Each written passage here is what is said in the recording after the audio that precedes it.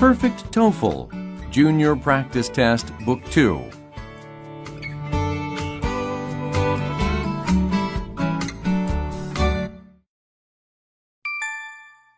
Practice Test 1. The listening section has 42 questions.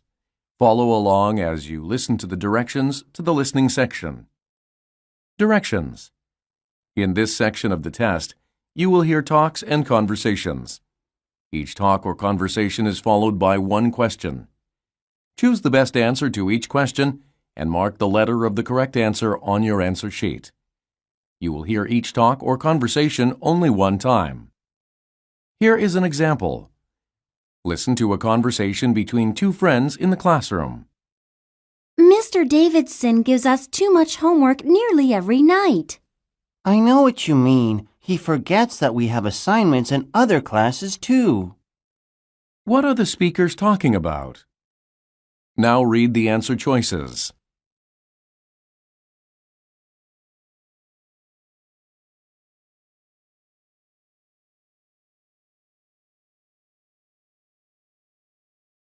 The correct answer is A, their homework in a class. Here is another example. Listen to a conversation between two friends at school. I love how the new cafeteria looks. It's so big and has lots of tables. You're right, and the food is so much better than what we used to get served. What does the girl say about the new cafeteria? Now read the answer choices.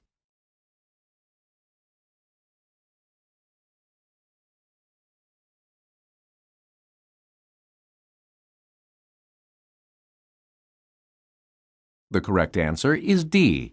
It has better food. Go on to the next page, and the test will begin with question number 1.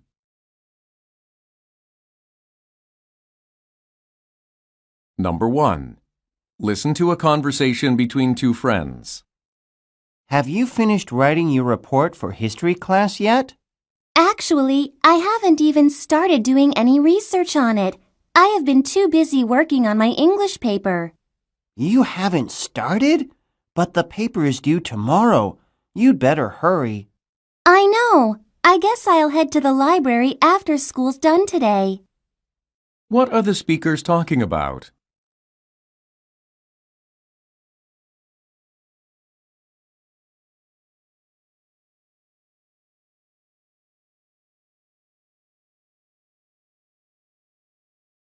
Number 2. Listen to a conversation between a student and a teacher. Mr. Patterson, Kevin told me that you wanted to see me. That's right, Amy. You didn't turn in your homework this morning. Did you forget to complete it? Actually, I left it at home this morning. Should I call my mother and ask her to bring it to school? No, don't do that. But please submit it first thing tomorrow morning. What is the girl going to do tomorrow morning?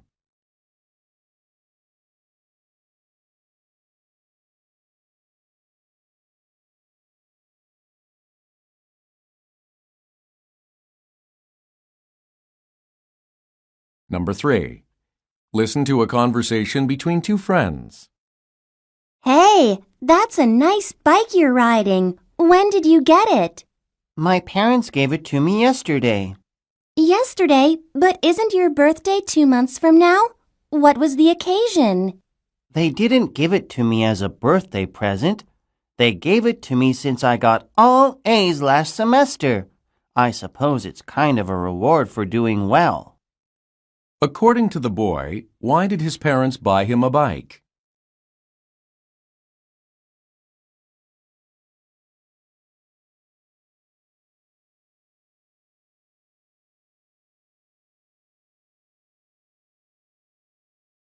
Number 4. Listen to a conversation between two friends. How did you do on the exam? I got an 88. I totally bombed it. I can't believe that just happened to me. You can't be serious, can you? I thought that you studied for the test the entire weekend. I did, but when the test started, I suddenly forgot everything I had learned. What does the girl imply about her grade on the test?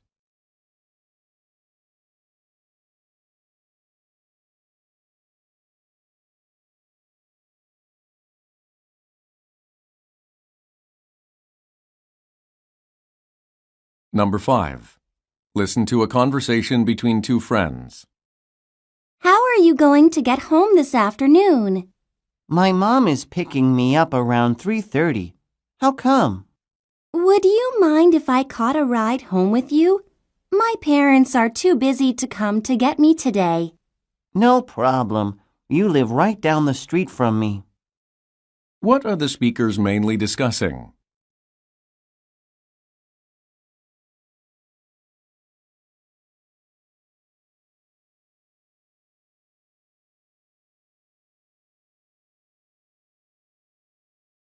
Number 6. Listen to a conversation between a student and a teacher. Gina, I saw you passing notes again in class today. You really have to stop doing that. I'm sorry, Mr. Sanders. That's the second time this week I've had to talk to you about your behavior. The next time it happens, you're going to get detention for 3 days. Yes, sir. I won't do it again. What does the teacher suggest about the girl?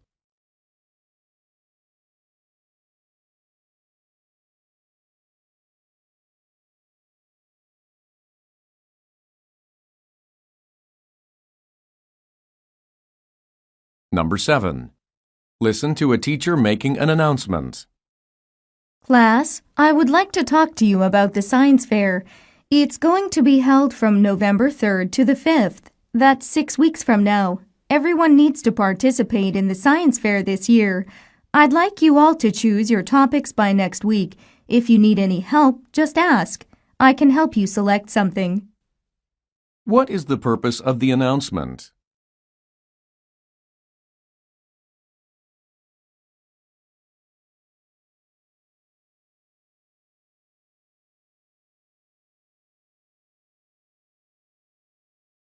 Number 8.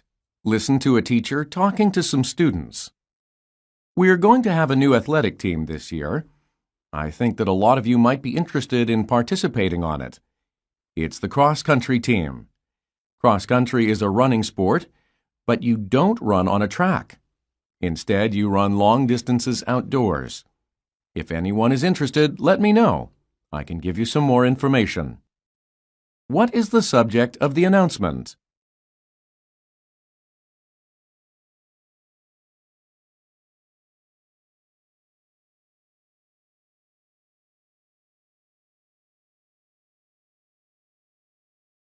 Number 9. Listen to a teacher talking in a chemistry class. There are both physical changes and chemical changes. A physical change can be something as simple as ripping a paper into 2 pieces.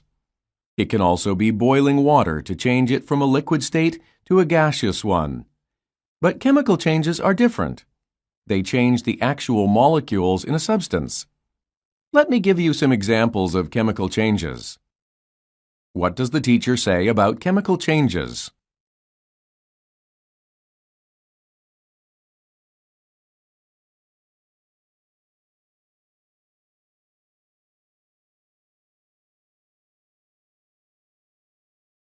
Now you will hear longer talks or conversations. Each talk or conversation will be followed by 3 or more questions. Choose the best answer to each question and mark the letter of the correct answer on your answer sheet. You will hear each talk or conversation only one time. Questions 10 through 13. Listen to a conversation between 2 students. Sandy, I'd like to congratulate you on winning the election. It's so amazing you just got voted student body president. Thanks for saying that, Tom. Honestly, I can't believe I won the election. I was positive Randy was going to win. The results were a pleasant surprise for me, though. Yeah, that's what a lot of people thought since he's so popular. But, apparently more people wanted you to do the job. I guess so. Anyway, now that you just got elected, what are you planning to do as president? Do you have any big plans for the student body this year? I sure do. First of all, I intend to do my best to keep every single one of my campaign promises. I'm going to start by focusing on the food selection in the cafeteria this year. That would be great. The quality of the food has really gone down the past few months. I've been bringing my own lunch lately because I can't stand eating the food there anymore. I know exactly what you're talking about. That's why I'm going to look into it. That would be great. Good luck. Thanks. While you're handling the cafeteria, are you planning to take care of any of your other campaign promises as well? I don't want to do too much at once. Basically, I need to get used to my new position. When I'm more comfortable in a month or two, I think I'll work on fulfilling my other campaign promises. Now answer the questions. Number 10. What are the students mainly discussing?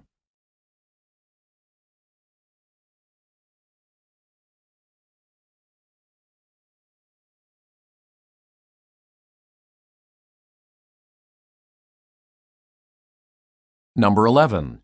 Why does the girl mention Randy?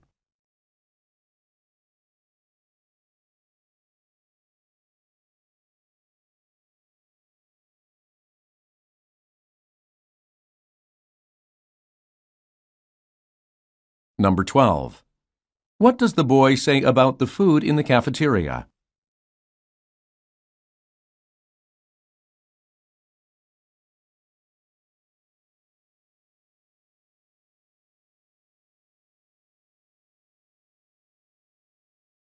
Number 13. What does the girl imply when she says this? I don't want to do too much at once.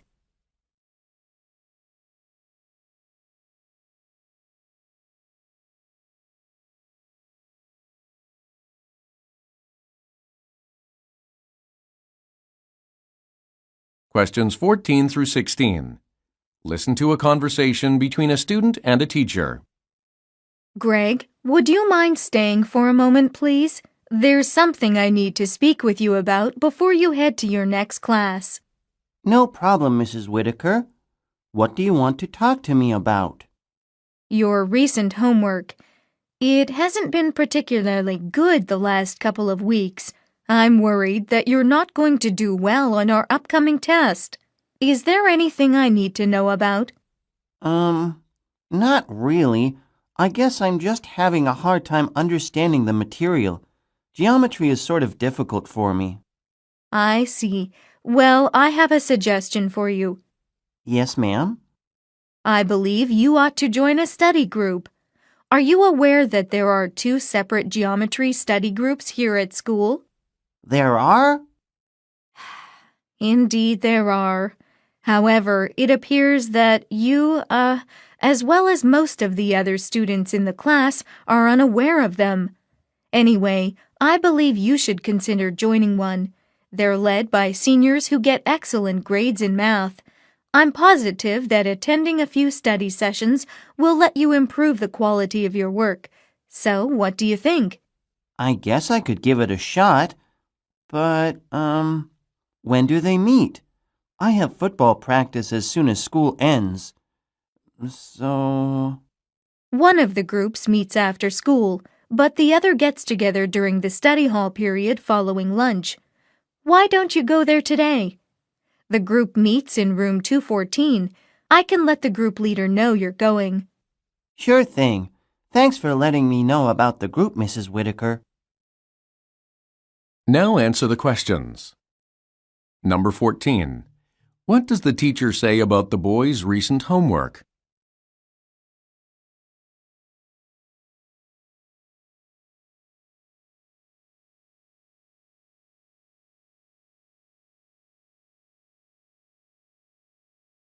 Number 15. What does the teacher suggest about the study group?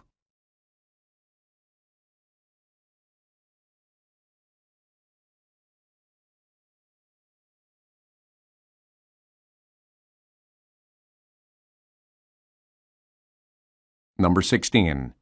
What is the boy going to do after lunch today?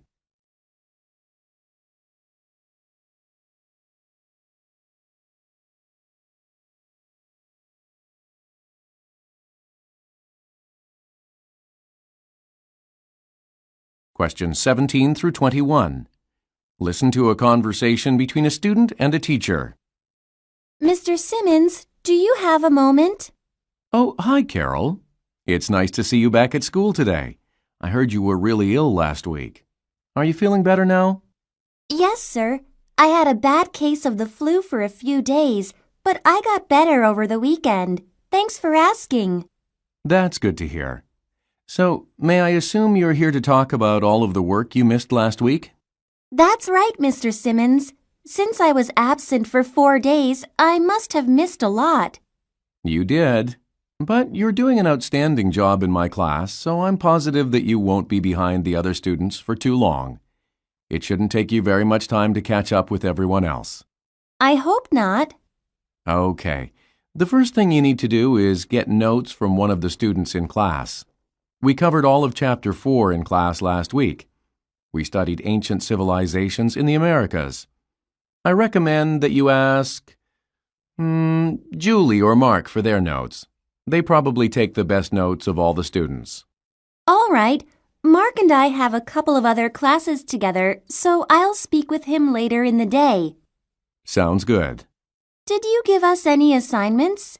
Do I have any homework to turn in? Yes, you do. I assigned your class a report to write. It's due tomorrow, but don't worry. I don't expect you to turn it in by then. Hold on. Here, take this.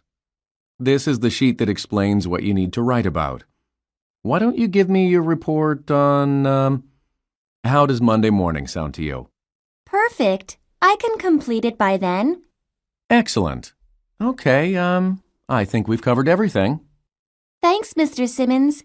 Oh, the bell's going to ring soon. I don't want to make Mrs. Angleton mad by being late.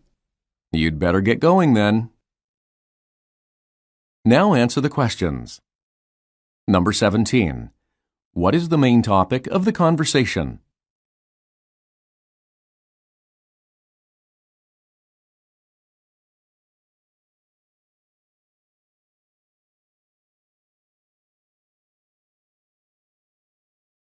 Number 18. Why was the girl absent from class?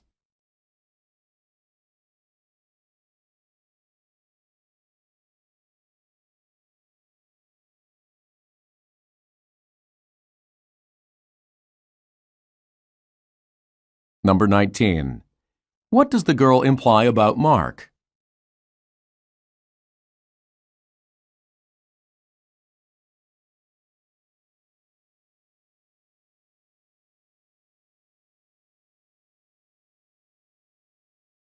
Number 20.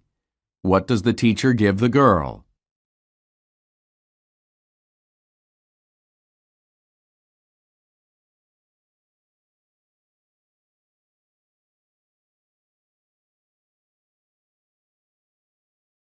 Number 21. What will the girl probably do next?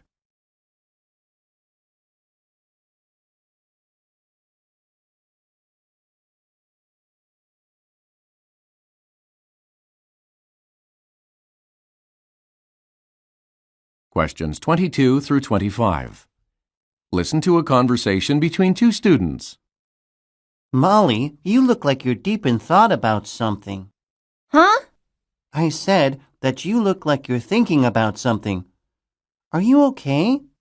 Oh, yeah. Sorry, Brent. I'm just trying to figure out what to do about this semester. What do you mean? My parents have been encouraging me to join a lot of clubs this semester. They want me to do as many extracurricular activities as possible. They claim it will make my college applications look more attractive. I suppose so. Which activities are you considering? I'm already a member of the Spanish club and the science club. I'm on the math team, and I play softball as well. It seems like your plate is already full. That's exactly what I told my parents. However, they insist that I can do 1 or 2 more activities. They want me to join the band, but I simply don't have enough time for that. So I've narrowed my choices down to the computer club and the track team. Which of those 2 do you think I should do? It depends. You'll have fun if you run track, but you'll have to practice every day and go to track meets too. That will be pretty time-consuming. I'm on the track team, so I know how much work is involved. On the other hand, the computer club seldom meets, and the members don't really do much. If you join the computer club, it won't require a great deal of effort on your part. I'm already overworked. I think I'll join the computer club. That's exactly what I'd do. Yeah, that way I can keep my parents happy and I won't have a big increase in my workload. Now answer the questions. Number 22. Why is the girl talking about doing another extracurricular activity?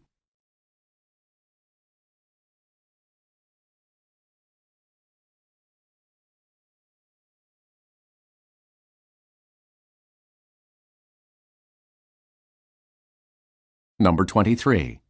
What does the boy mean when he says this? It seems like your plate is already full.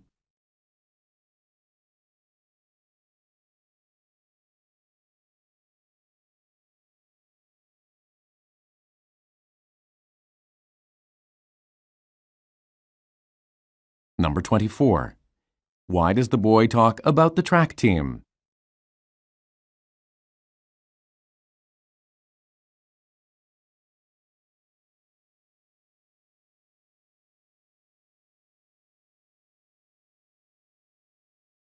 Number 25.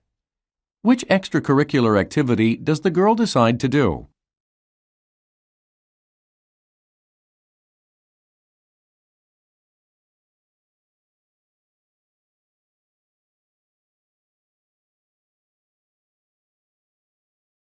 Questions 26 through 29. Listen to part of a radio broadcast. Good evening, listeners. This is Karen Pearson, and I'm the host of Current Events here on WQMR. I've got a very special guest for you tonight. I'm going to be talking with Professor Pratt Harris. He teaches archaeology at Westmoreland University. Good evening, Professor. Good evening, Karen. Thank you for having me on your show. The pleasure is all mine. Now, Professor, we asked you to be with us today because of the news coming from nearby Waterton. Why don't you tell us about it? Sure. It appears that 3 young boys were out walking in the forest near Waterton a couple of days ago. One of them stumbled upon a previously unknown cave. The boys, of course, couldn't restrain their natural curiosity, so they investigated the cave. Inside, they found some works of art painted on the walls. Cave art. I believe that's the first example of cave art ever found in our area, isn't it? That's correct, Karen. A large number of Native American tribes are known to have lived here in the past. But none of the tribes that lived in this region in the past few centuries made any cave art. As a result, that would be my colleagues and I at the university, we believe this cave art could be thousands of years old. Is there any way to determine the age of the paintings? Yes, there is. We can use carbon dating methods on both the paintings and the artifacts that were found in the cave.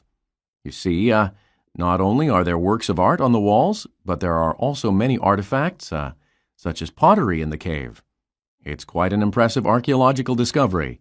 In fact, I'm pretty sure that by the time we discover everything there is to be known about the cave, it will be one of the most important archaeological sites in the entire country. That's a bold statement, Professor, and I'd like you to defend it. But first, we're going to take a short commercial break, and then we'll continue talking with Professor Harris. Now answer the questions. Number 26. Why does the professor mention Waterton?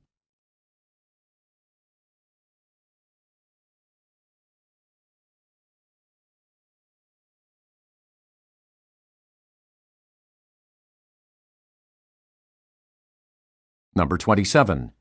According to the professor, when was the newly discovered art most likely made?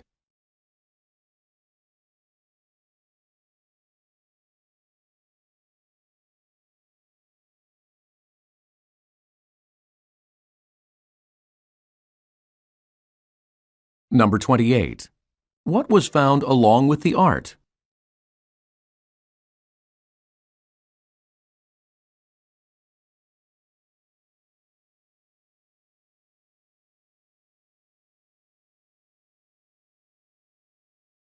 Number 29. What is probably true about the recent discovery?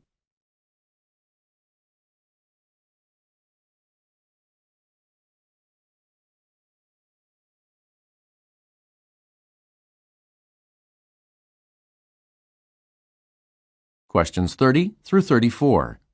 Listen to a teacher talking in a physics class. Everyone, please turn to page 101. We're going to learn about Sir Isaac Newton next. You know who he is, right? Jane?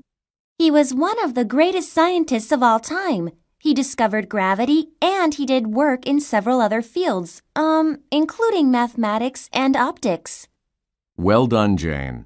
Newton was a brilliant scientist, and he's one of my favorite people in history. I simply love talking about him and his discoveries. One of his greatest contributions to humanity was his coming up with the 3 laws of motion. Let me give them to you in brief right now. The first law of motion states that every object is either in a state of rest or in uniform motion in a straight line unless an external force acts upon it. This means that a thing either remains still or moves in one direction until something causes it to stop doing that. Look at this ball on my desk. It's not moving. But I push it and it starts to roll.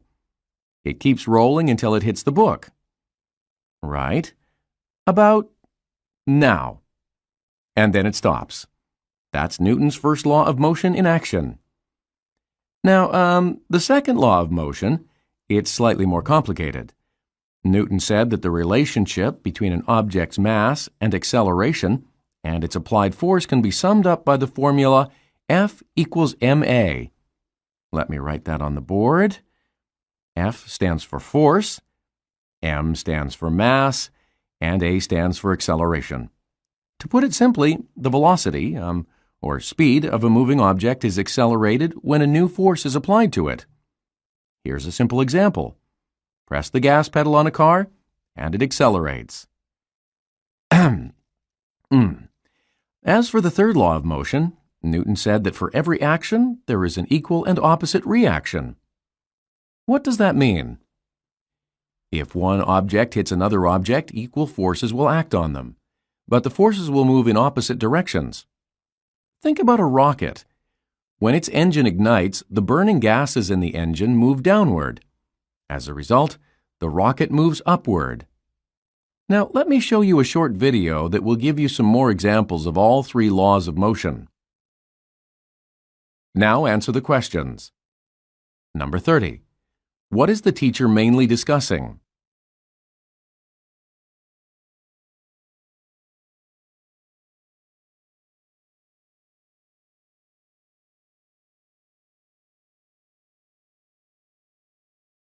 Number 31.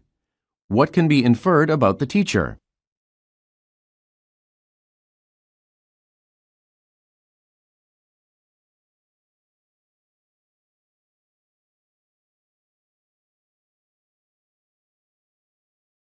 Number 32. How does the teacher demonstrate the first law of motion?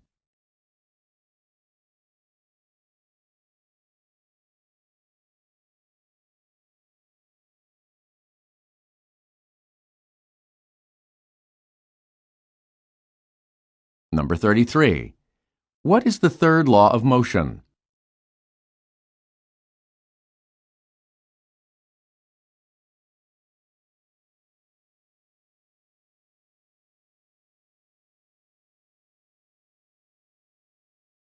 Number 34. What will the teacher probably do next?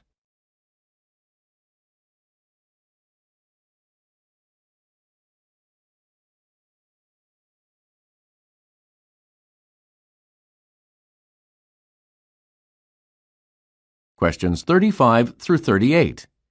Listen to part of a discussion in a health class. I'd like to chat about stress. This is something that can affect people's well-being in many ways. But what exactly is stress? It's a difficult question to answer since people tend to define stress in different ways. Let's take a look at some of the physical effects of stress first. What happens when a person experiences stress? Some people get headaches. My heart tends to beat faster, And my blood pressure rises too. Yeah, and some people have specific responses to stress. For example, my sister bites her fingernails when she is stressed out. Other people sweat a lot. That's right, Lucy. Some people have trouble breathing, and others' legs and hands start shaking. Additionally, in some cases, a person's personality may undergo a change. For instance, some people act rudely when they're stressed out. Others shout, make demands, and act quite poorly. Now, tell me, what causes stress? School and homework. Be serious, Brad. I wasn't trying to be funny, Miss Carter. School and homework probably cause stress for everyone in the class. At least they do for me. People's jobs and their everyday lives can give them stress too. That's a better answer, thanks. People often experience stress when they have no control over something. Think about it. Sitting in traffic jams can be stressful. You can't control the traffic, so there's nothing you can do to make the cars move faster. Thus, your feeling of helplessness can transform into stress. What other problems cause stress? Not having enough time to do something. And money. I think a lack of money can cause stress too.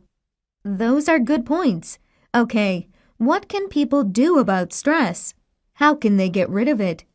First, for those of you like Brad who suffer stress because of school, you can get your work done faster. That means you shouldn't wait to do your homework until 10 minutes before class begins. You should do it earlier.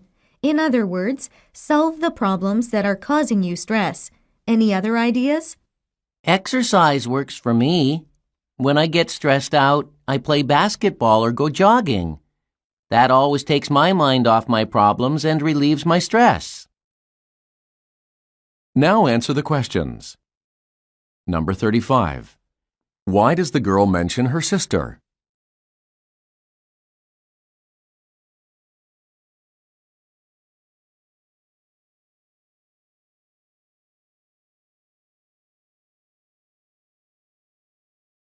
Number 36. What does the teacher imply when she says this? Be serious, Brad.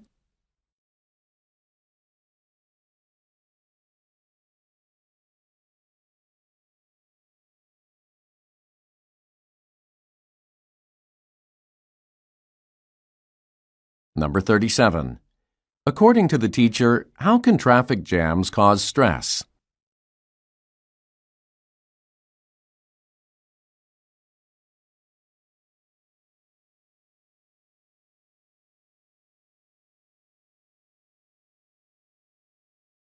Number 38. Why does the teacher suggest that the students should do their homework early?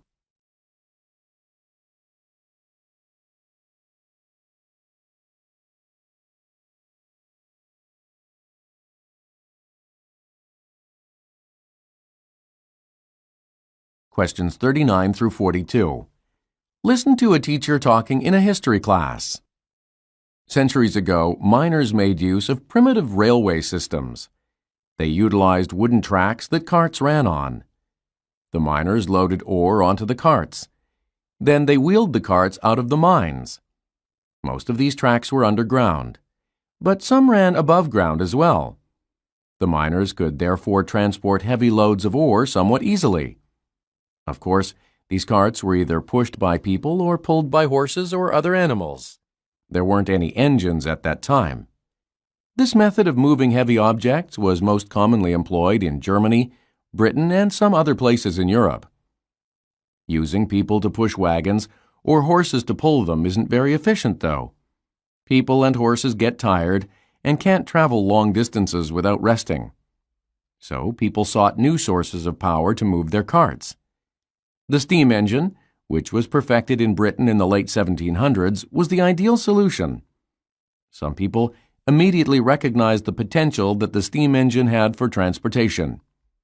As a result, these individuals tried using steam engines to pull wagons on rails.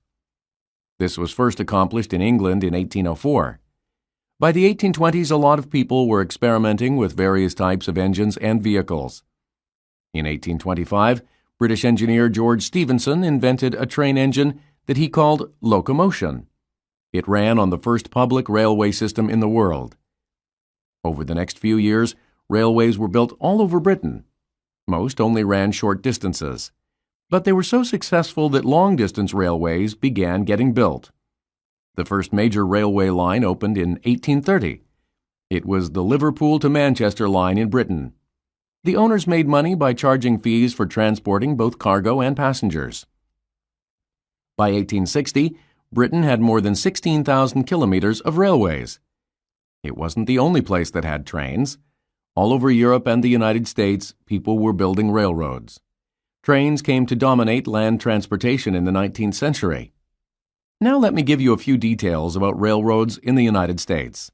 I think you'll find these facts quite interesting. Now answer the questions. Number 39. What is the teacher explaining?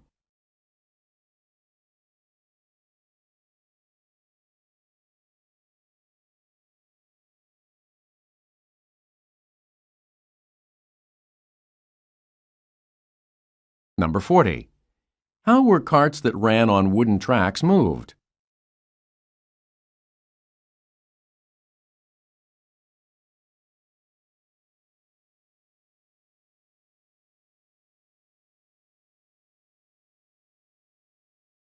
Number 41. What did George Stephenson do?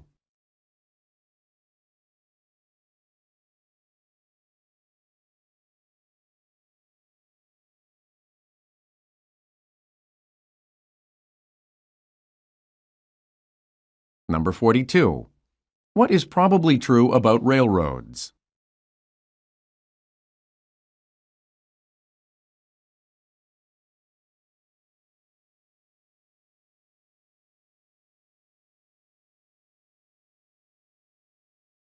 Stop. This is the end of the listening section.